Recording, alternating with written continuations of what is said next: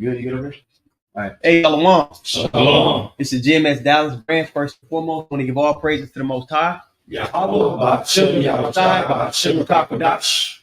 the apostles and the elders of Great Millstone. And shalom to all the brothers and, of course, the few sisters who are pursuing this truth in sincerity, right? May the blessing of election be upon your house. Quick class. Today we're going to go into seeing with our spiritual eyes. You can't depend on your carnal ones for this spiritual test. So in the times to come, a lot of Israelites don't realize what we're up against. There's no way we could get out of the situation that's about to roll out on our own strength. So when we talk about, all miraculous things that the Lord did in the scriptures, you got to be expecting those things in this time. If somebody get Jeremiah 3, they said, they're no more going to speak about Egypt real quick, because Jeremiah 16. 16. I got it. Okay, you got it? Yep. Go ahead. This is Jeremiah 16 chapter. In the 14th verse, behold, therefore behold, the days come, saith Yahweh, Bashim Yahushua, that it shall no more be said that Yahweh liveth, that brought up the children of Israel out of the land of Egypt. Mm-hmm. But Yahweh liveth, that brought up the children of Israel from the land of the north. Yeah, the north country, man. We're going to be the bulk of Israel is going to be delivered from the Americas. Now, when you think about what the Lord did in Egypt, he overrided, right? If that's a word, he overrode reality. Like what people perceive as, oh, these are the laws of physics and all. He overrode all those things and intervened on his people's behalf. He's gonna do that again here in this time. And how did he do it? Through his angel. Yeah, and we're gonna get there. Yeah. We're gonna get there. But I want to get two examples in our lesson of our people looking with their carnal eyes and looking with their spiritual ones. First example I want to get is with the spies. Okay, so you can go ahead and read what you got. All right. Unless some brother have precepts. Okay, cool. Go ahead. This is Numbers chapter 13 and verse 26. And it reads, and they went and came to Moses and to Aaron and to all the congregation of the children of Israel unto the wilderness of Paran. Now the spies, Moses was sent out spies to go spy out the land. All right. And you had some that came back with a wicked report. Scary. A false report, man. They were looking at things from a carnal perspective, although the Lord already told them that He's promised them this place. Right. Okay, go ahead. It reads, unto the wilderness of Paran to Kadesh, and brought back word unto them and unto all the congregation, and showed them the fruit of the land. Actually, somebody read this in the NLT. You can get to it quick. 13, 26? Yeah, 27. Okay. I think that's where it was at, yeah. Numbers 13 and 27 in the NLT, it says, this was their report to Moses. We entered the land you sent us to explore, and it is indeed a bountiful country, a land flowing with milk and honey. Here is the kind of fruit it produces. But the people living there are powerful, and their towns are large and fortified. We even saw giants there, the descendants of Anak. Go ahead. So they were looking at it from a perspective as though some people on earth, anything in existence, could stand up to the Most High. And they were exaggerating. They were gassing. Yep. They were gassing. Now, mind you, they saying this after the Lord took them out of Egypt. Right. After they seen all those, come on, man. The Lord took down a world power, and you was worried about these little tribes over here. Angels hovering over. Come on, man. Who else could this be besides the niggas that's just moving in doubt? They were looking with their carnal eyes. You had something? Yeah. So continue on in that all the way down to 33. Yeah, you can go back to the King James. All right. So I'll read verse 27 again. It says, number 13 and 27. And they told him and said, we came unto the land whither thou sentest us, and surely it floweth with milk and honey, and this is the fruit of it. Nevertheless, the people be strong that dwell in the land, and the cities are walled and very great. And moreover, we saw the children of Anak there. The Amalekites dwell in the land of the south, and the Hittites and the Jebusites and the Amorites dwell in the mountains. And the Canaanites dwell by the sea and by the coast of Jordan. And Caleb stilled the people. Caleb and Joshua, all right? He stilled the people. He had to counteract that BS that they were being told, because the people were, They were being shaken. Now, in Israel today, you got a lot of people who make it seem like, well, you know, if we don't take the chip, then how we gonna eat? They put this sentiment of fear and of doubt amongst our people. And then who has to go clean it up? The men that are really believing on Yahweh Shai. We need a physical army. Yeah, we saying that. All that. Brothers could go through examples. I'm pretty sure some come to mind. You got leaders in Israel who are disheartening, you know, the people. Right. All right, go ahead. Yep. It says, and Caleb stilled the people before Moses and said, let us go up at once and possess it, for we are well able to overcome it. But the men that went up with him said, we be not able to go up against the people, for they are stronger than we. And they brought up an evil report of the land which they had searched unto the children of Israel, saying, the land through which we have gone to search it is the land that eateth up the inhabitants thereof. Yeah, so I want to say this. Another example came to mind. 3 or 4 years ago, you had Israelite leaders telling people to take the hokey pokey. Mm-hmm. Yep. You'll be a fool if you won't take it. You'll be a fool if you won't take it. Yeah. I take it when I go to Africa. Yep. And then Yeah. you know, so you kind of see who's moving in that spirit in our time. Walking by sight, not by faith. There you Evil go. report, man. Yeah. All right, now go to Numbers 14 and 28. This is Numbers chapter 14 and verse 28. It reads, say unto them, as truly as I live, saith Yahweh, as ye have spoken in mine ears, so will I do to you.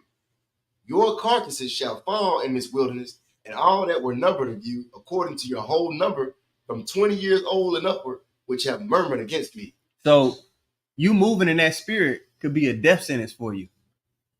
Because they were moving in that spirit of doubt, murmuring, all these different things. What was their end? Continue on.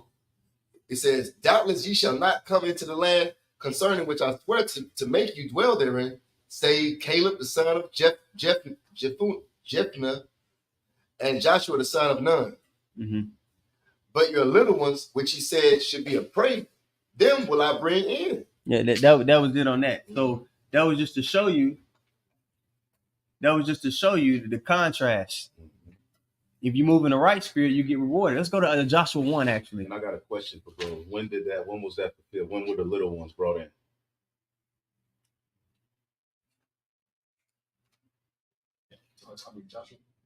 Deuteronomy. That was the second introduction of the covenant to that generation after the niggas put to death. That's beautiful. Let's go to Joshua 1 and verse 6. Something was said to Joshua, and for us being obedient, walking in faith, and believing in our power, the elevation will be similar. Okay, you got it? This is Joshua chapter 1, verse 6. It says, be strong and of good courage, for unto this people shalt thou divide for an inheritance the land, which I swear unto your fathers to give them. Only be thou strong and very courageous, that thou mayest observe to do according to all the law which Moses my servant commanded thee. Turn not from it to the right hand or to the left, that thou mayest prosper whithersoever thou goest. Now, Joshua repeatedly said this, only be thou strong and very courageous. So we have to be in that same spirit. And he was elevated to a higher position because he was moving like that prior. If you jump up to verse 3 real quick, Salaki, if you jump up to verse 3, you'll see that he said something to him. Go ahead. Joshua chapter 1, verse 3. It says, every place that the sole of your foot shall tread upon, that I have given unto you, as I said unto Moses. So he made that same promise he told to Moses in Exodus 3 and 12. And I'll read it really quick for you here. Exodus 3 and 12, it says, and he said, certainly I will be with thee, and this shall be the token unto thee that I have sent thee. When thou hast brought forth the people out of Egypt, ye shall serve God upon this mountain. So the Lord made an oath with Moses. Right. Like, I'm going to be with you regardless. You ain't got to worry about it. Certainly, I'm going to be with you. And he passed that on to Joshua. Yes. Added the Yah to his name. He said, and that's what Joshua said. Look, the Lord swore to our fathers that this is us. Yeah. What you scared of? He told Abraham the iniquity of the Amorites wasn't fulfilled yet. And then the third, or what do you say, the fourth generation, then I'm going to bring them hither. This is fulfilling what was told to Abraham. Right here. Yep. That's right. So now that's the first example. I want to get the second example. with us being brought out of Egypt. So go to Exodus 4. And the brothers got precepts, man. Hop in. Okay, go ahead. I had a quick one just laying back on off of Joshua. This is the book of Sirach, chapter 46, verse 1. It said, Yahushua, or Joshua, the son of Nevaeh, was valiant in the wars and was the successor of Moses in prophecies, who, according to his name, was made great for the saving of the elect of the Most High, and taking vengeance of the enemies that rose up against them, that he might set Israel in their inheritance. You got it. Okay, it's just laying back off the account that the brother's just going into, man. This the Lord, making good on that promise, that he promised Abraham, Isaac, and Jacob. But we're coming to that true rest, because that wasn't the true rest pursuant to the book of Hebrews. As you see today, we're still in the land of our captivity. But Yahushua, the Son of the Most High, he's about to bring the elect, into that fold. Yeah, he's about to deliver us out of this second Egypt. I got a precept. Okay, go ahead. Yeah. Both of you. Go ahead. I was like, mine's quick. Romans chapter 8, verse 31. It says, what shall we say then to these things? If Yahweh Ba'ashem Yahushua be for us, who can be against us? And that breaks itself down. Yeah. This is Matthew chapter 28, verse 20. And it says, I'm going to start at verse 19 with the points of 20. Go ye therefore and teach all nations, baptizing them in the name of the Father and the Son and of the Holy Spirit, which is why we say Yahweh Ba'ashem Yahushai Ba'ashem HaKodash as well. Verse 20, teaching them to observe all things whatsoever I have commanded you, and lo, I am with you always, even to the ends of the world. Amen. All right, just as he had commanded Moses and Joshua that he was present. Now, I used the example earlier in Numbers 13, going into the report that Caleb, that those Jakes gave pertaining to those Canaanites, and then you add Caleb's report. Yeah. But Caleb was pretty much in that other spirit, as you had said, which is that spirit of courage. Mm-hmm. And it's that same mindset that we have to have here today, because it's Esau who's a modern day giant. Mm-hmm. And it says, I am with you always, even into the end of the world, right? Yes. When you go into that word world in the Greek, it's eon. All right. What 2 Ezra 6? What? Yep. Esau is the end of the world. That's right. Jacob is the beginning of it that follows. Yep. So we need Yahushua more than ever to be with us as we're in this captivity with these people that are greater than us in technology and the flesh, so to speak, all these different things. Yep. And as we go through it, you're going to realize that he's always been with us. Right. Every step of the way. And that's why we're going to go into that in this example too. Bring it out. But first I want to, because I mentioned that this is that second Egypt, right? It's that, let's get a Revelation 11 and 8. And then somebody else get Jeremiah 23 and 1. And then we'll go into the example in Exodus. But read that Revelation 11 and 8. I got you. Okay. Whoever. Revelation 11 and 8. And their dead bodies shall lie in the street of the great city, which spiritually is called Sodom and Egypt, where also our Lord was crucified. All right. So the dead bodies, our people were spiritually dead in this last captivity.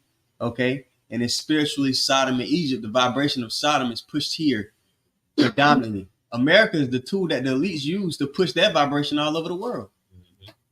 And then, of course, Egypt, because we're held captive here. And our Lord was cast down. His way, the Lord's way was crucified here. It's cast down.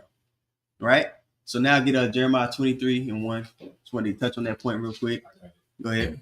This is Jeremiah chapter 23, verse 1. It says, woe be unto the pastors that destroy and scatter the sheep of my pasture, saith Yahweh. Mm-hmm. Keep going. Therefore, thus said Yahweh, power of Israel, against the pastors that feed my people, ye have scattered my flock and driven them away. Now, on top of the Lord's way being casted down here, you have leaders of our people who actually further keep our people in that dead state, make them want to feel like, okay, well, America's all I got.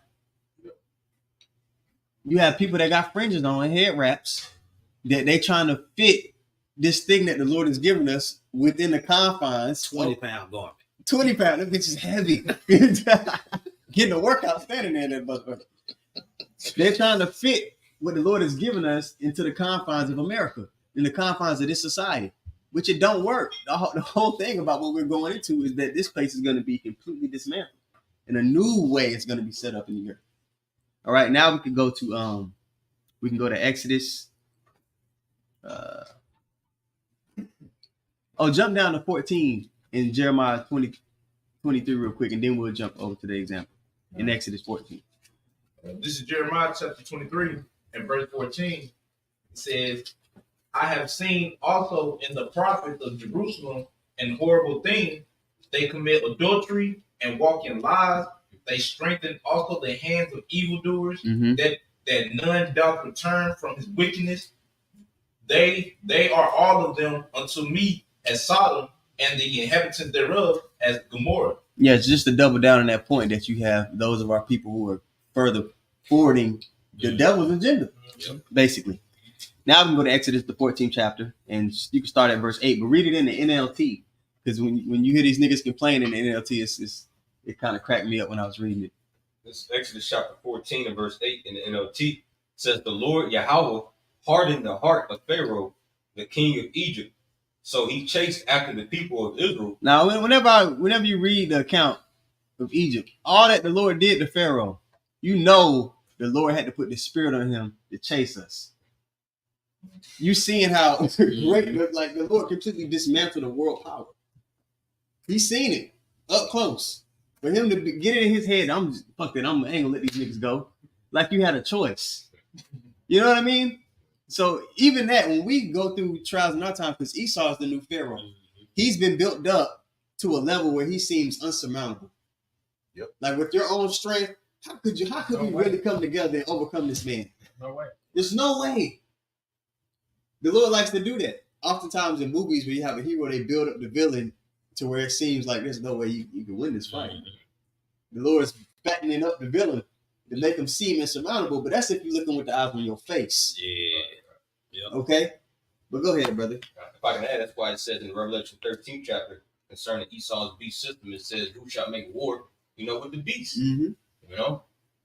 Exodus 14 and 8 in the NLT says, the Lord Yahweh hardened the heart of Pharaoh, the king of Egypt, so he chased after the people of Israel, who had left with fists raised in defiance.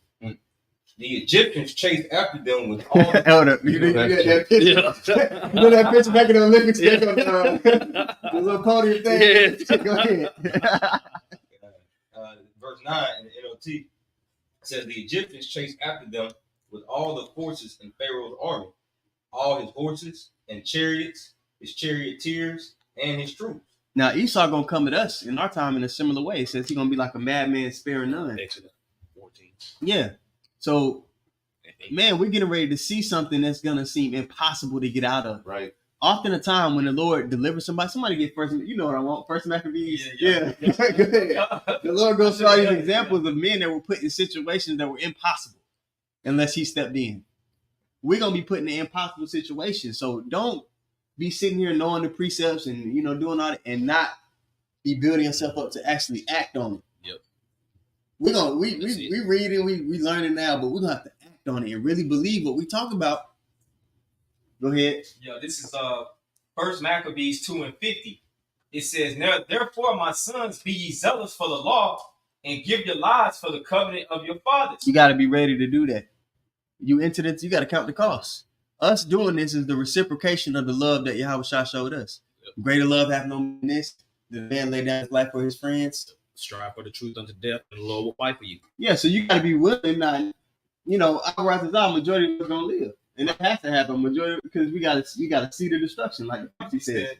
The Lord didn't give us the spirit of fear. Yeah, So we got to be ready to go there and take it there. That's right. Because Esau ready to take it there. That's right. Best believe. Sirach 2.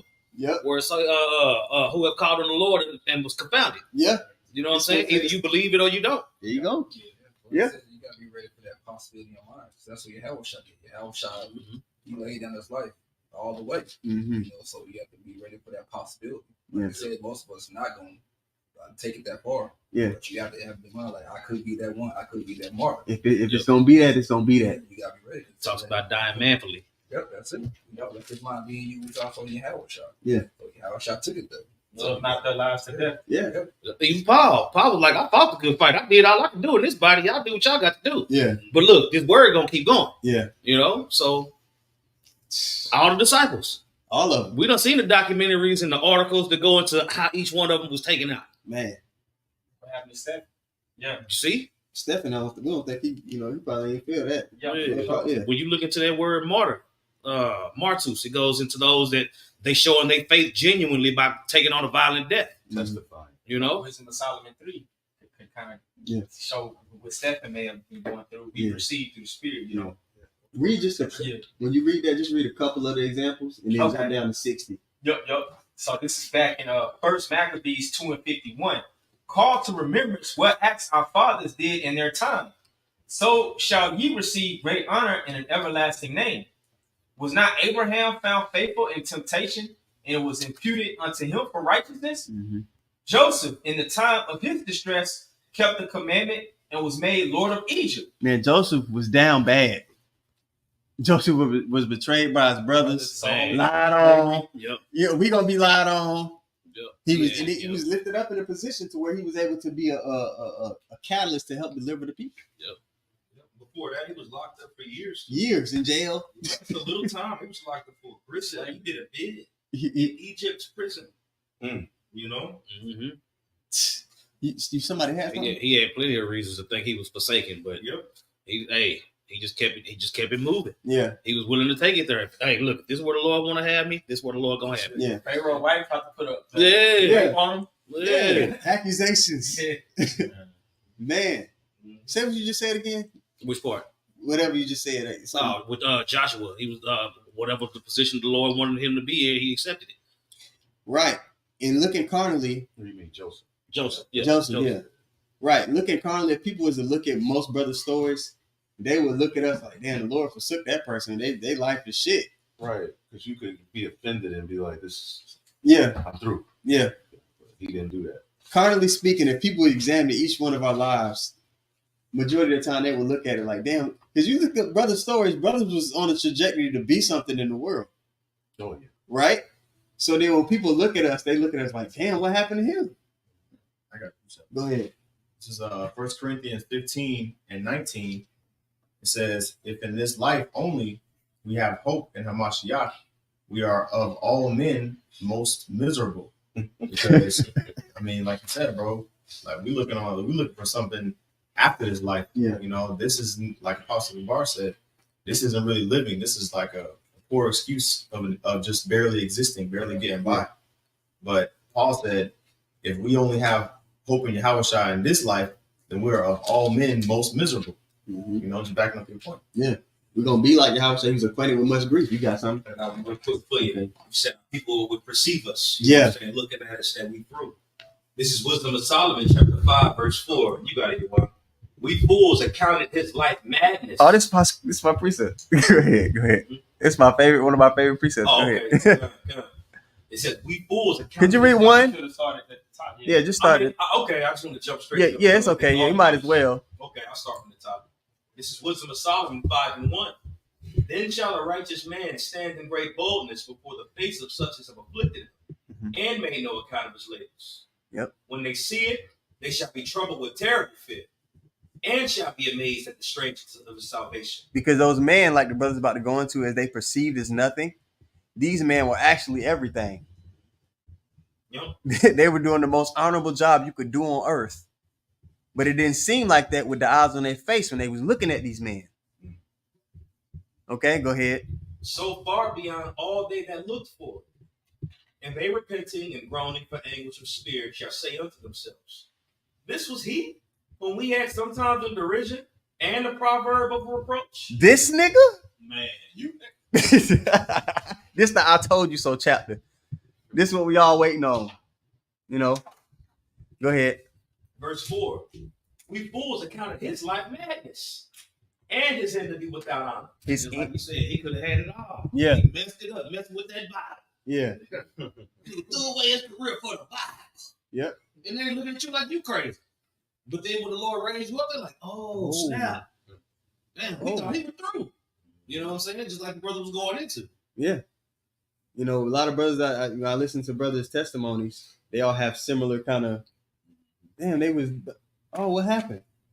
You know, and I'm sure their family looks at them like, oh, There goes Junior, man. You know, he could have been something, you know. You was that golden ticket. Yeah. Yeah, you was that golden ticket. You know Yeah. what I'm saying? Not realizing that you still are that golden Yeah, ticket. but they can't see it with There the you go. eyes on their face.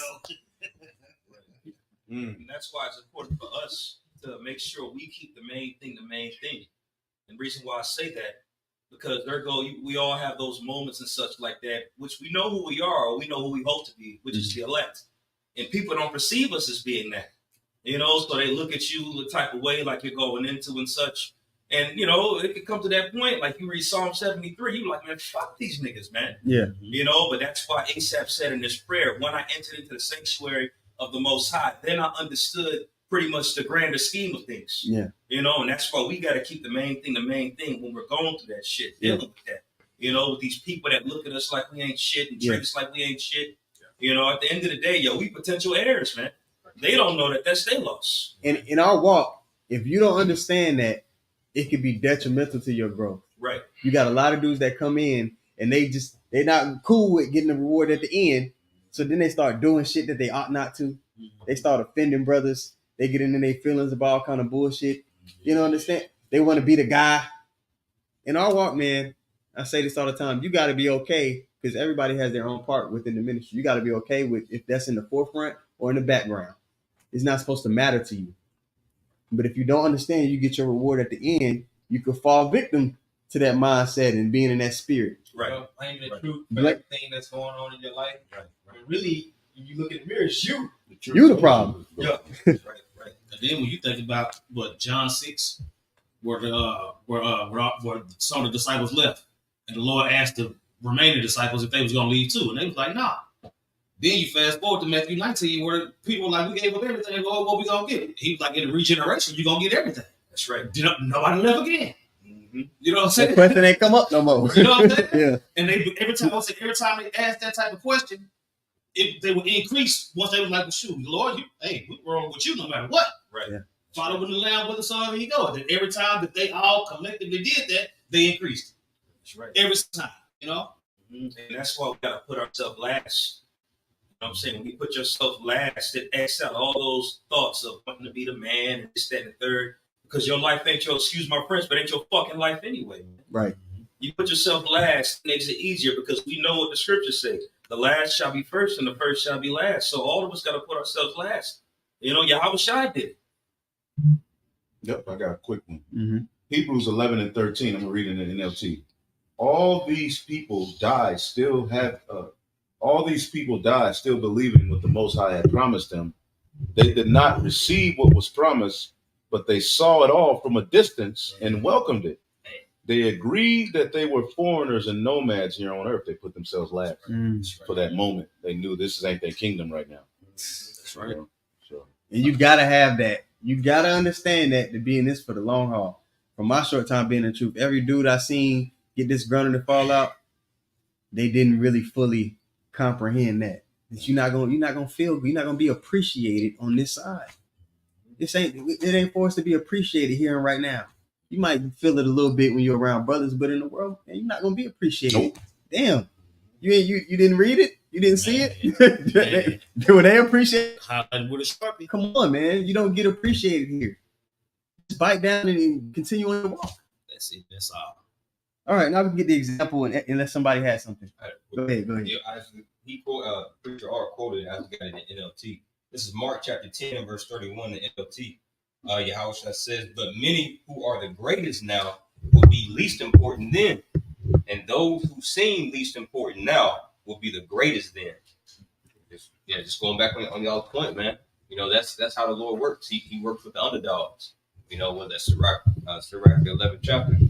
You know, for many that have many kings that sat upon the ground, but he that is least thought of shall wear the crown. Mm-hmm. This is 2nd Ezra 7 and 42. He answered me then and said, this present life is not the end where much glory doth abide. Therefore have I prayed for the weak. That's the one, yeah. This is the glory our glory ain't for now. The glory is the receiving of the Holy Spirit, walking the straight gate, keeping the faith. But the glory of the actual reward, it ain't now. Delayed gratification. You have to look at what you've received as a reward. Yeah. the holy, the understanding, you know. Because you got an invitation to actually be part of it. Everybody don't get an invitation. You got an opportunity to be one of the kings on the earth. Right? You got a chance to audition for kingship. That's the big deal. You got We should talk about our earnest expectation. Right. So the word earnest goes into what? A down payment. Yep. To what? The bigger reward. The future glory. Yeah. So not everyone gets that little prepayment, man. Yeah. You know? So it's a heavy thing, but you know there's more to come. Yeah. That's just the concept that you have to have in order to be in this for the long haul. Right. Anybody else got a precept? One more. Okay, yeah. Ephesians 4:30. And grieve not the Holy Spirit of the Most High, whereby ye are sealed unto the day of redemption. To the day of redemption, we get rewarded at the end. The appreciation don't happen here. And the lesson went off on a little tangent because this is an important topic. This is probably one of the most important topics for a brother need to hear when you come into the walk. If you don't get this, man, you're gonna be out there. Yeah, you need this topic need to be on a regular. Yeah. Be one of those Reoccurring. snap you back to reality. Yeah. So once you start looking with these eyeballs, you lose sight of that. Yes. You know, that's it. Because it all goes into being, because you went into being blind. Yep. You know what I'm saying? It takes you putting yourself out of the equation, what you think on the back burner. You know what I'm saying? You're going off of that expectation, which is that, And this world bemolds you to be against that mindset. Especially here in Babylon, it's all about me. It's never about the group. Right. It's never about being a part of something bigger than yourself here. Everything that you learn from a kid up is steers you to be just about you, wanting to be appreciated, and what about me? And likes, thumbs. Yes. In the ancient world, it was more so about the group, the family, and that's another reason why family is important. But we ain't gonna take it there. All right, let's get this example. So we can wrap this up in Exodus, the 14th chapter. Read it in the NLT.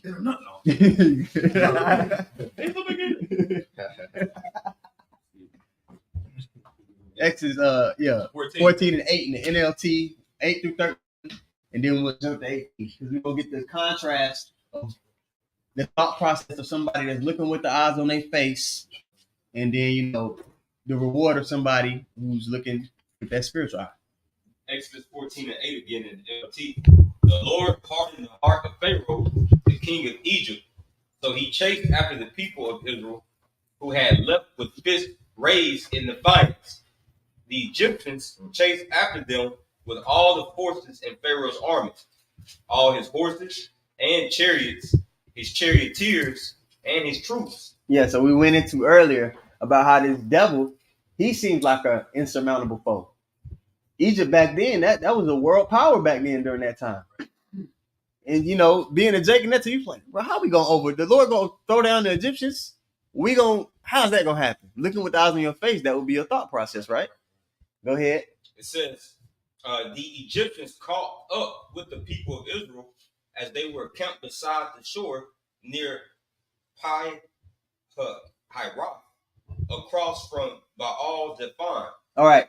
Now, you picture this, and you gotta envision stuff when you read for the listeners. All of Israel, hundreds of thousands, on that shore, looking at the water. And the sea is a big thing. You ain't just like, you know what I mean? We always talk about that blue whale effect. You realize how small you are when you get to that, when you go, ocean. Even at the beach. Yeah, me and Manasa Zakba in Myrtle Beach, we would go out to the beach on Sundays, and we would get in the water, and sometimes we would get out too deep, and that undercurrent would pull you in to where there's nothing that you can do. Pulling, yeah, it was one time I got pulled in, and it was like, damn, like I really was like, man, there's no way I'm gonna get out of this. I was able to, swim back up, but that undercurrent is so, you realize, like, bro, you're old Jacob thou worm. Right. That's it. You realize, like, bro, you're replaceable. And that goes back into the mentality we was talking about you got to have anyway. Just do your part, man. But they're sitting there on that shore, looking at the ocean. They can't overcome that. And then they looking back at the Egyptians with all their you know what I mean? That was the stand there. The stand there. That's all the modern day. So think about today. You see Esau coming in. He got his AR. He got his drones. And, you'll be freaking out in the carnally. You'll be like, bro, how the fuck? What are we going to do? This is the mindset that we continue on. Exodus 14 to 10 in NLT. As Pharaoh approached, the people of Israel looked up and panicked when they saw the Egyptians overtaking them. They cried out to Yahweh, and they said to Moses, "Why did you bring us out here to die in the wilderness? Weren't there enough graves for us in Egypt?" Nigga, you brought us out here to die. That Shakespeare. I knew we shouldn't listen to this nigga. I told y'all about this nigga, man. That was the spirit they was in. They gonna look at us like that. When this devil start rolling and he start persecuting, start demonizing, They gonna lose their job over not taking the jab. They gonna be like, Right. y'all ain't got no retirement plan for us. now what? See, I did what y'all told me to do. Now look, Right. now my kids can't. They gonna look at us the same way they was looking at Moses. See Moses? See? Yep. Watch that movie 10 Commandments. The newer one is real good too. It's like 2006, I believe. But man, you get to see like they would just be waiting on whatever Moses had to. So he was under pressure. Yeah, we finna be put under pressure too. He communed with the Lord in the tent, you know, the tabernacle and all that, and then he'd come back and tell. But they would just sit when he come out. They all just looking like, what we supposed to do? Yeah, But that's how they looking at the videos. that's how they looking at the video. And that's what I'm saying. With like the brother said, with your spiritual eye, you not seeing it like that.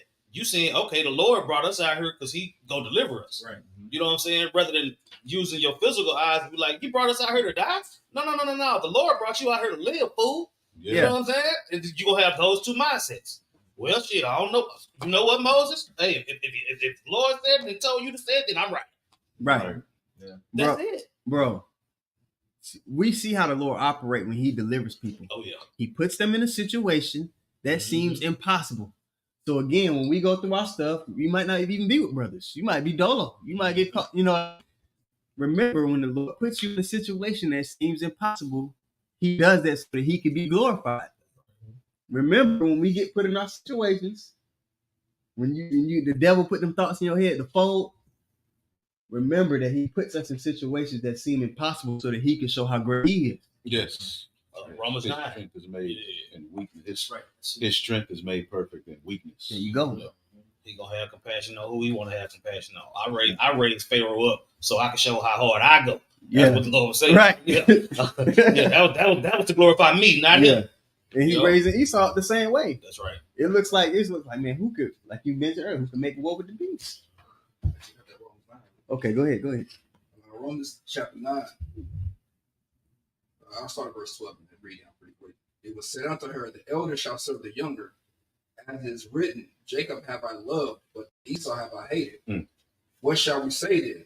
Is there unrighteousness with the Most High? God forbid. For it said to Moses, I will have mercy on whom I will have mercy, and I will have compassion on whom I will have compassion. So then it is not of him that willeth, nor of him that runneth, but the Most High that showeth mercy. For the scripture said unto Pharaoh, even for this same purpose have I raised thee up, that I might show my power in thee, and that my name might be declared throughout all the earth. The Lord literally broke Pharaoh all the way down. With them 10 plagues, the plagues went from annoying to scary to deadly. Yeah. You know what I'm saying? By the end, He still was willing to chase Israel. So the Lord opened up the ocean, opened up the water, and we're like, okay, well, come through that. Yeah. You know what I'm saying? He intervened. You gotta be tripping. To see that is we gonna go get them niggas. Yeah. What you thinking about? You chasing a whole nation, bro. The Lord had to put a crazy ass spirit on this man. And his generals was like, hey, what? Yep. You want us to You don't think the water's gonna close in on it? Yeah. I mean, we were afflicted. You don't think Don't you think Seems like yeah, you want to think about you probably like, bro, I got this man this, yeah. tripping. This is Proverbs 21:1. The king's heart is in the hand of the Lord. Yes. As the rivers of water, He turneth it whithersoever He will. So He made him do that. He made him do it. So if you know that, when this devil get to doing his shit to you, you should be like, bro, at the end of the day, ain't nothing gonna happen unless the Lord okay it first. Right. What I'm tripping about. That's right. That's right. The only way Jake would trip because they flesh to the ties of this world. They looking with them eyes on their face. Exactly, You bro. can't pass the test if you looking with these motherfuckers. These don't work for real. We need glasses. Shit. You need some spiritual glasses and they I'm live. telling you. I'm telling Yeah. you. Jeremiah 29:11. I know. Hey, I'm just. Oh, you got time. I was about to give it to you. Go ahead. You was about to quote it. Hey, I'm just about to put it. I'm gonna tell the brother get it. I give it. Hey, let's read it. That's beautiful. Somebody. I'm just saying that the Lord has a perfect ending. And that's crazy. The Lord has a perfect ending, right? So if you tied to this flesh, if you tied to this world, right? Once the Lord starts really passing the judgment, you might get offended because this is His creation. This is His doing. This is Jeremiah 29:11. For I know the thoughts that I think toward you, said the Lord, thoughts of peace and not of evil, to give you an expected end. That's right. And you brought up the account in Exodus the 14th chapter. You know what I'm saying? Now, when you read about this account, which we got, Moses had to give the Israelites that pep talk, like, watch the Lord work pretty much. Y'all over here murmuring, but watch what the Lord finna do. Right. You know, and I actually do got another precept to back that one up because it goes right into it. Maccabee. But this is Isaiah chapter 42, verse 14, and I'm going to read it down. It says, I have a long time holding my peace. I have been still and refrained myself. Now will I cry like a travailing woman. I will destroy and devour at once. And as he devours, he's going to devour our enemies. That's why you had prophets that pretty much said, look, I've heard thy speech and was afraid. Woe was me in those days. But we got to remember that hope that was read in Jeremiah 29. When he's coming to devour, there's still a hope and an expectation that we have that we're not subdued with everybody else. You know, and that's from seeing from that second set of eyes, like you said, Yuan. Yeah. Now, verse 15 says, I will make waste mountains and hills. I'll dry up all their herbs, and I will make the rivers islands, and I will dry up the pools. You know, exactly what the Lord did with Egypt, those 10 plagues. Yes. And he's going to do it in a more severe fashion to this wicked-ass king. Yep. Okay, and this is the point right here in verse 16. I will bring the blind by a way that they knew not. I will lead them in paths that they have not known. I will make darkness light before them and crooked things straight. These things will I do unto them and not forsake them. And that blind that he's talking about is us.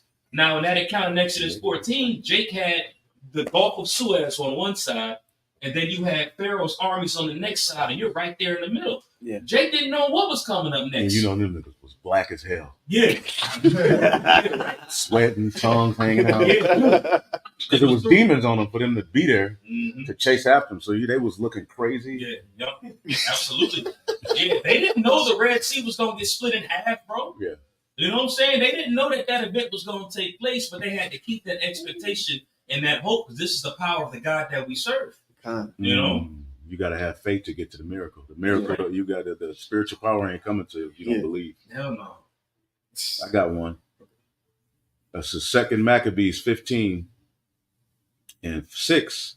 So Nicanor, in exceeding pride and haughtiness, determined to set up a public monument over his victory over Judas and them that were with him, which kept to the traditions. But Maccabeus, ever so confident that the Lord would help him, wherefore he exhorted his people not to fear the coming of the heathen against them, but to remember the help which in former times they had received from heaven, and now to expect the victory and aid which should come unto them from the Almighty. And so comforted them out of the law and the prophets, and withal putting them to mind of the battles they had won, afore he made them more cheerful. And he had stirred up their mind, and he gave them their charge, showing them the falsehood of the heathen and the breach of oaths. And he armed every one of them, not so much with the defense of shields and spears, but as with comfortable and good words. And besides that, he told them a dream worthy to be believed. So he was going in. Yeah. He went into the law and the prophets. Yeah. It looked like he made up a dream, like to just Yeah. get their mind. You know, he was a leader of warriors. Yeah. So they in a war. These niggas coming. So he just going into he went to the exit. He going into what we going through. He went That's into what we that. doing. Yeah. Say help from heaven. Yeah.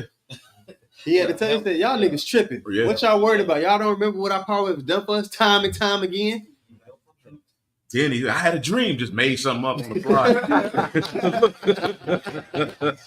Look, it said, and he told them a dream worthy to be believed, as if it had been so indeed, which did not little rejoice them. So he just he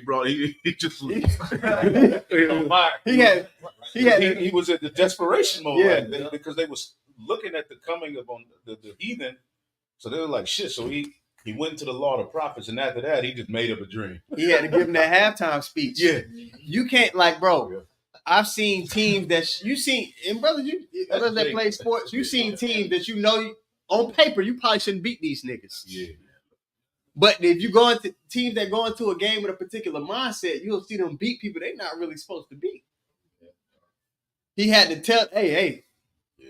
He had to give him that halftime speech. Yep. Because just looking at us as a people, we the last team, we in last place. Ain't no way we supposed to beat. Pick a team. The dude that just beat up Wilder. Bro, Ain't no way. we got on Converse. We got like, ain't no way we supposed to be the number one seed. You know what I'm saying? We the Pistons. You know what I mean? Yeah, we in that beer lamp building. Yeah. There's no way we supposed to win, but the Lord gonna come through for us. That's right. To show His power. This is Judith chapter 9, verse 11. For thy power standeth not in multitudes, nor thy might in strong men. For thou art a God of the afflicted, and helper of the oppressed, an upholder of the weak, a protector of the forlorn, a savior of them that are without hope. Mm-hmm. And that's us. We the team in last place. Wait, what's that? Bad news bears. We that team in last place, but the Lord gonna put us at the top. People gonna be like, ain't no way they got to that position unless the Lord did it. That's right. That's what the nations realized after we were taken out of Egypt. They was like, yo, the Lord delivered them. That's the right. That got all the way to Rahab. Right. She was like, I heard what your power did for you. Right. Yeah. That's what happened on the biggest scale in our time. Absolutely. So last nation to be established and everything. We was smaller than everybody. Moses had that type of height. I was off the crowd most time. Mm-hmm. Like you said, the last nation to be established. Like when we bringing this truth out, Moses received the Torah after all of those great kingdoms. You know what I'm saying? So the people are like, nigga, y'all stealing from this. Yeah. You know what I'm saying? But it's all through the Spirit. Yeah. People looking at us like, nigga. Ain't worry about these niggas. Yeah. That's how they look at us. They ain't got no building. Y'all ain't got a church. Y'all no, we out here on the highway. You had some more examples in that first match. Yeah, we were supposed to read a little bit of that, then jump down to 60, and then we gonna get this example in Exodus. We gonna get to it. Go.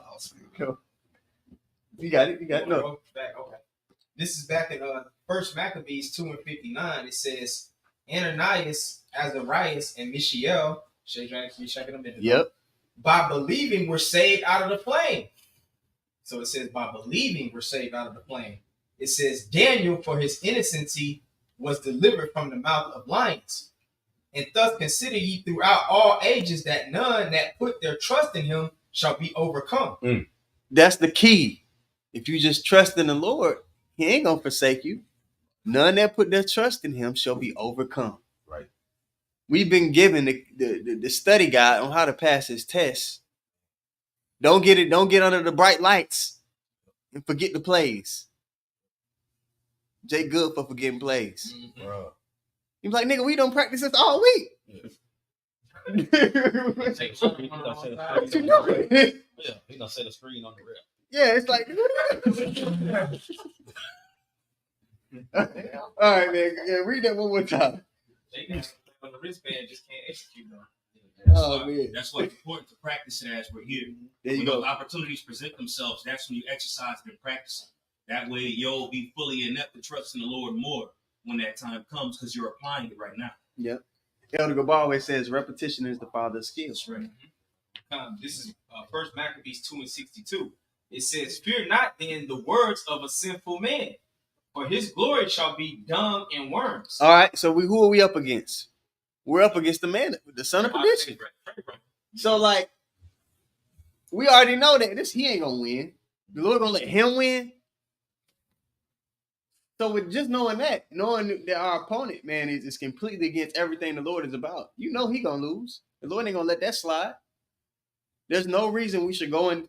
Now, I'm not saying it's gonna be easy, but there's no reason that we should go into this without being confident.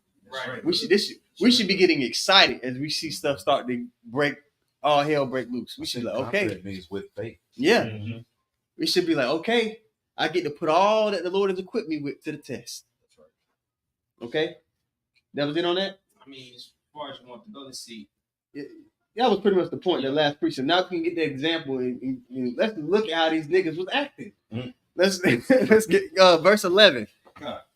Exodus chapter 14 and verse 11 in the NLT again. It says, and they said to Moses, why did you bring us out here to die in the wilderness? Weren't there enough graves for us in Egypt? What have you done to us? Nigga, you brought us out here to die. I know we shouldn't have trusted this nigga. Again, that's how they gonna be looking at the prophets, man, when stuff ain't going their way. Because they looking at everything through a carnal lens. Continue on all the way through to verse 13. God said, why did you make us leave Egypt? Didn't we tell you this would happen while we were still in Egypt? We said, leave us alone. Let us be slaves to the Egyptians. And that's what our people said. We tell, hey, you a special people. You got to come out of these ways. But they looking at the walk. They looking at the cost of what this walk entails. They like, man, I'd rather just be a nigga. How the heathen can make it. Yeah. Yeah. Yeah. How the heathen can make it. I'd rather just be a slave in Egypt. I'd rather just be an American. Chilling, bro. See, Let me take the chip. Right. but that's the thing. It's a punishment to be a slave, to be in captivity. But they rather be in captivity than in the spirit world at rest. Right. That's how backwards our people are, man. The Lord whooped our ass so we would be like, we get closer to him. But these niggas did the opposite. They don't understand death. See, understand that death gives you comfort in making those decisions, even if you got to die. Yeah. And that's what we've been blessed to understand. Jake don't understand death. Yeah, people in the world, they think death is like some final thing. That's it. We know it's not. We know it's, okay, you kill me, I'll be back. Right. And that allows you to move different and to think different and to see different. Because if it comes to a point where you got to take a rachma or die, you should already have your mind made up. Before you go to bed every night, you should make sure you're at peace with that decision. I'd rather go.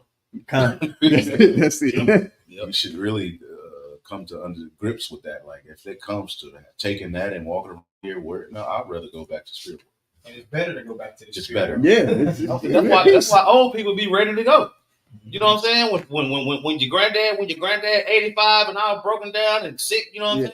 And everybody wanting to stay, you know what I'm saying? Yeah. He's like, shit, I'm tired. Shit, I'm ready to go. I'm ready for rest. I'm ready for something else. You know what I'm saying? So by the end of your life, if you grow to be that old, by the end of your life, you ready to go. You know what I'm saying? But shit, Jake think they got to do everything before they go. Like, nah, nigga, you ain't gonna get to do nothing until after you go. Even if Yeah. you're 23, you got to be like, look, Yeah. if it comes to a point where I'm having to choose between dying and taking this charagma, even the jab for me. Yeah. Yeah. Oh, I that's would rather just bullshit. go. I mean, I wouldn't have no more worries. Y'all got it. Yeah. Bro, you wouldn't believe. I'm going to start keeping a tally of how many times I hear brothers say, man, I'm ready for something else. Bruh. That's You what gonna we're run out of supposed to ink? be. We're supposed to be like, Yeah. bro, I'm ready, man. I'm ready for something else. You gonna run out of ink. The human experience. I'm over the human experience. So we're really looking to be in the spirit world, but we know we have to be here to do We got to do a job the same way Paul was talking about. That's it. Okay, keep going. Exodus 14 and verse 12 in the NOT. It says, didn't we tell you this would happen while we were still in Egypt? We said, leave us alone. Let us be slaves to the Egyptians. It is better to be a slave in Egypt than a corpse in the wilderness. Man. Verse Wow. 13. Verse 13. But Moses told the people, don't be afraid. Just stand still and watch Yahweh rescue you today. Watch the Lord rescue you today. That boldness. Mind you, he's seeing the same shit they seeing. Yep. Look at the composure. It's something majestic when you see a person under immense pressure and they just calm as day. Yep. It's actually contagious. Yep. When I was playing ball, I had two different coaches. So my first coach, he was a Hall of Fame kind of coach. We would be put in situations, and he would just have this cool and collectedness about him. So even when we looking like, damn, how you gonna beat these niggas? They got 3 draft picks. But he had this calmness, like, no, we good, just do this. And it was contagious. It was like it would rub off on everybody. So we would go out there and just focus on everybody doing their job. But then I had the other coach that he would be sweating, his toupee leaning all crazy in the huddle, You looking at him, you start feeling like shit, maybe shit. I don't know. Sweat through a suit. It's contagious, right? So you got to ask yourself, man. Everybody got teachers in this thing. Are your teachers, when they put under pressure, are they composed? My teachers have been composed. I've never seen my teachers rattle. I've never seen the men that the Lord set up for me to learn from rattle about anything. I've seen leaders of other congregations get rattled, backtrack on the things they say. I'm talking about their congregation got to revise their notes every week, it seems. Man. It should be easy at this point in time in our walk for you to see who the Lord is dealing with and who he's not. But again, everybody's playing their part in the Lord's movie. Jump down to verse 18, unless somebody have precepts. I'll wait. Okay. That said, Psalm 46:10. Be still and know that I am the Most High, Yahweh Shem Shah. I will be exalted among the heathen. I will be exalted in the earth. You got it. That's pretty much thing. Moses said, "Be still and watch the Most High deliver us." Yeah, he said it right there to King David. The same thing, man. Just be still, chill. I got this. You got it, bro. Exodus 14-13. But Moses, in the NLT, says, but Moses told the people, don't be afraid. Just stand still and watch Yahweh rescue you today. The Egyptians you see today will never be seen again. And Esau, you never gonna see him in this sitting on the throne. He's gonna be in the dust, like it talks about in Isaiah 47. It's the last time we gotta look at this nigga over us. He shall fly away like as a dream, like Job. Yes. The next time we see him after this, he gonna be the lowest of the low. And then he gonna get put out. All right, jump down to verse 18. God. You mind if I read verse 14? Go ahead. Verse 14, it says, Yahweh himself will fight for you. Just stay calm. Yeah, I wanted to hold off on that point because we're going to talk about the arm and all that. But, it's all good, brother. Verse 18, yeah. Verse 18. It says, Exodus 14-18 in NLT. When my glory is displayed through them, all Egypt will see my glory and know that I'm Yahweh. Then the angel of the Most High, who had been leading the people of Israel, moved. The angel of the Most High, who had been leading the people. Who is that angel? You know what I'm saying? Jake don't see that. Jake don't see that. They skip right over that. You know what I'm saying? And focus on the complaining. Like you said, bro, the Lord opened the water up. And then it came back with a false report, spying out the land.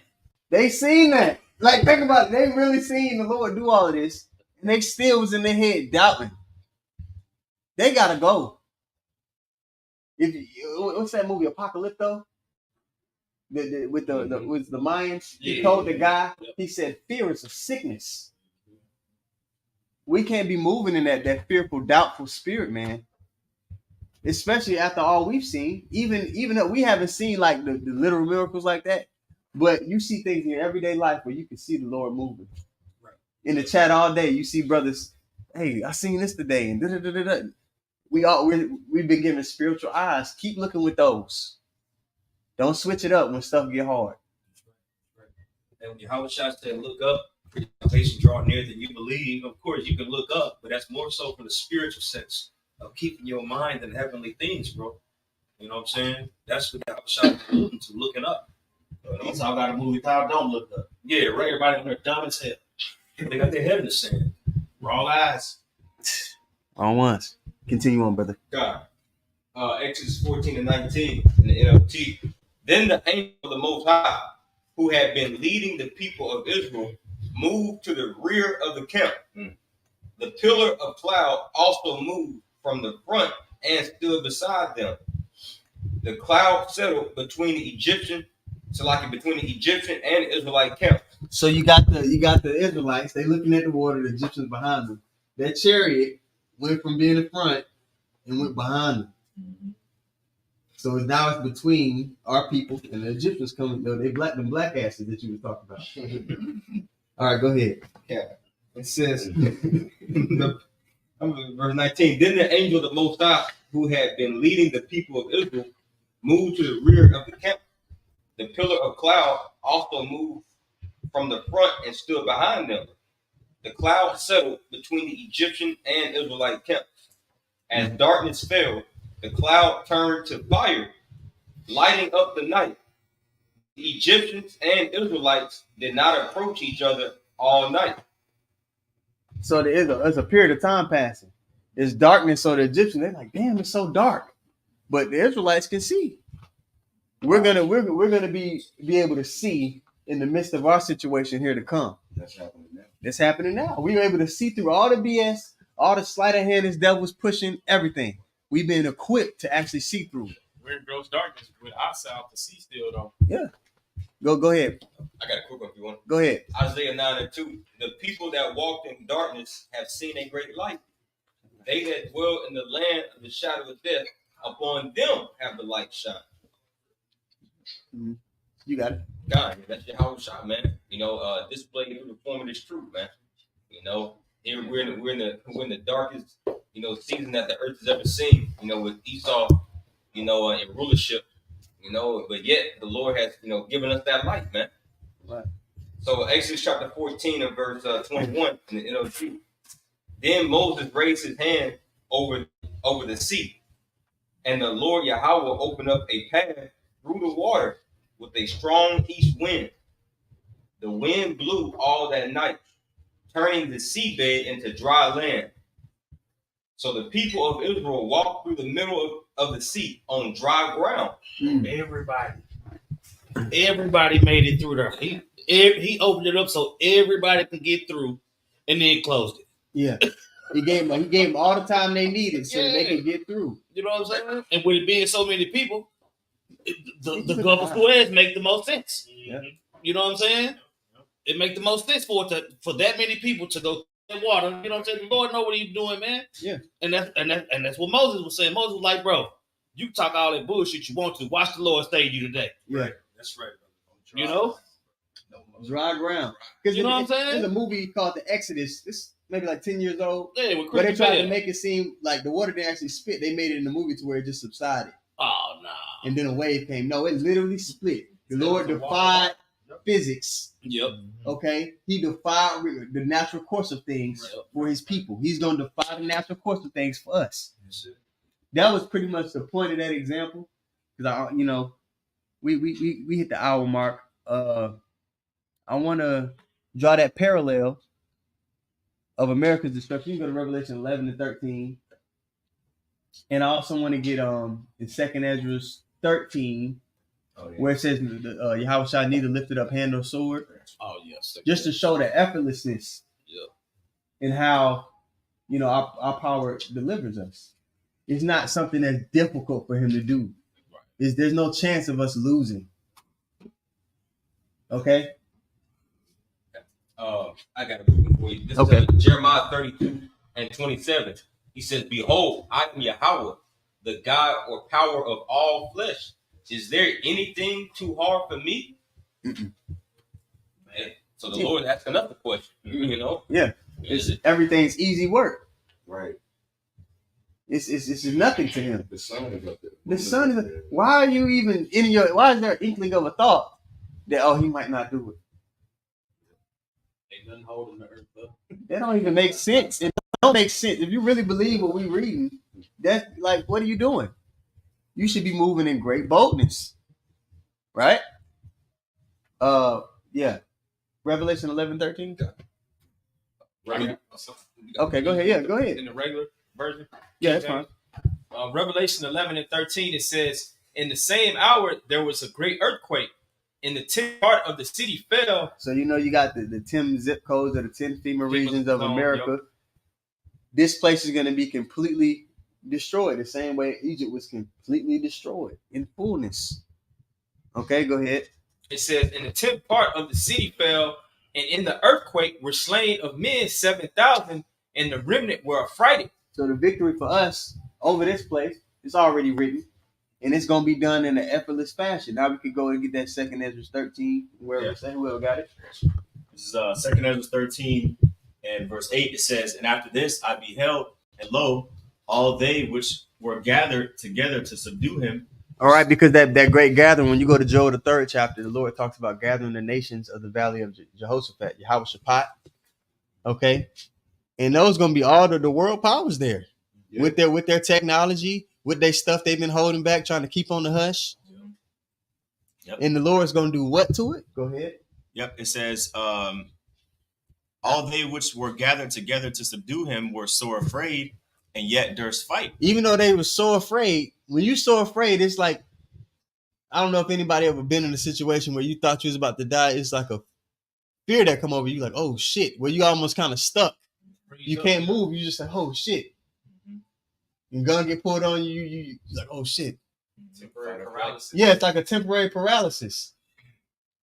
That's the fear that came over them. But the Lord gonna put the spirit on them to fight anyway. Yep. Go ahead. 2 Ezra 13:9, it says, and lo, as he saw the violence of the multitude that came, he neither lifted up his hand nor held sword. Now, why was it written like that? Read it again. Right. 2 Ezra 13:9, and lo, as he saw the violence of the multitude that came, he neither lifted up his hand nor held sword, nor any instrument of war. But only I saw that he sent out of his mouth, as it had been, a blast of fire, and out of his lips a flaming breath, and out of his tongue he cast out sparks and tempests. Yeah, that concentrated fire out of the chariot. He didn't, it wasn't nothing that he needed to physically exert himself to do it. It's written that way to show you, like, man, it was nothing to him. And then you notice, I don't know who was teaching last night at the Friday camp when we went into the Hendiatrist. That was a example of it right there, because it mentioned 3 things that were related to each other to basically exemplify the point. Just like how when you have like a cinematic scene in a movie, it may show like a slow motion punch, and then it may show it like from a different angle. And then it might show it like a third time to really show that. To show you the fullness of the scene. It'll show you the wide shot so you can see the setting. Yep. It'll give you the medium shot. All right. So you can see the interaction between the two, the protagonist, antagonist. And then you give you the close up so you can see the emotions or the thought process of the characters. Yeah. That ultimate KO. Yeah. So you can see the fullness of the scene, the completion of the scene. That was the end of that verse. Yeah. Just jump to verse 37 real quick. Okay. All right. Dropping down to 2 Ezra 13 and 37, it says, and this my son shall rebuke the wicked inventions of those nations, which for their wicked life are fallen into the tempest. And they shall lay before them their evil thoughts, and the torments wherewith they shall begin to be tormented, which are like unto a flame, and he shall destroy them without labor, by the law which is like unto fire. Ooh, that's on point. Yeah, without labor, man. Yeah. Our power is able to handle our enemies effortlessly. It's not something that he has to exert himself to do. Okay, he's playing. They're playing with kids. They say that in basketball when somebody's just much higher than this competition. Stop playing with the kids. That's our power, man. There's nothing that we have to worry about. So this was, if anything you could take away from this class, is to be strengthened in your confidence in the Lord. And remember, the key to having access to that protection is to truly believe and see with your spiritual eye. Have faith in them. All right? Back up. Right. Jeremiah 13:17. Ah, Lord power, behold, thou hast made the heaven and the earth by thy great power and stretched out arm, and there is nothing too hard for thee. Mm-hmm. Nothing too hard. Jeremiah 32:17. Yeah. Hey, can somebody get the Revelation 3 and 18 or 19 Isaiah scripture? Mm-hmm. And then I'll leave you alone. Yeah, I'm done. Those are all the precepts I had. So brothers, bring out their last closing precepts, man, and then we wrap it on up. I got it. Revelation chapter 3. Matter of fact, start at 15 and then jump down. Okay. Because if you lukewarm, you're not gonna get the Isaiah. If you lukewarm, you're looking with the wrong eyes. Revelation 3:15. I know thy works, that thou art neither cold nor hot. Would thou wert cold or hot? You see, if you hot, just like you were saying earlier, if you hot for this truth, then you're gonna be looking with the spiritual eyes. You know what I'm saying? Go ahead. So then, because thou art lukewarm and neither cold nor hot, I will spew thee out of my mouth. Like I said, you're not on fire, we're gonna get rid of you. You see? And notice, being lukewarm, being cold or hot comes before you get the Isaiah. when you jump down. Because thou sayest, I am rich and increase with goods, and have need of nothing, and knowest not that thou art wretched and miserable and poor and blind and naked. Looking with the wrong eyes. Go ahead. I counsel thee to buy me of gold tried in the fire, that thou mayest be rich. That's what I'm saying. That those that's tried in the fire, those are the ones that was hot, not lukewarm. You see? The Lord said, if you keep my ways, I'm going to keep you in the day of temptation. Go ahead. And white raiment, that thou mayest be clothed, and that the shame of thy nakedness do not appear. And anoint thine eyes with eye salve, that thou mayest see. Anoint thine eyes with eye salve so that you can see. Which eyes is it talking about? The spiritual ones. Yeah. If you don't get the eye salve, you lose. Yeah. So, Abaratazah, the lesson was edifying. Any brothers got any closing precepts? All right. With that being said, I want to give our praises once more to Yahweh, by Hashem, Yahweh Shai, by Hashem, Kakodash. Want to give double honor to the apostles and elders, a great millstone. Shalom to all the brothers and, of course, a few sisters pursuing this truth and sincerity. May the blessing of election be upon your house. Shalom. Shalom.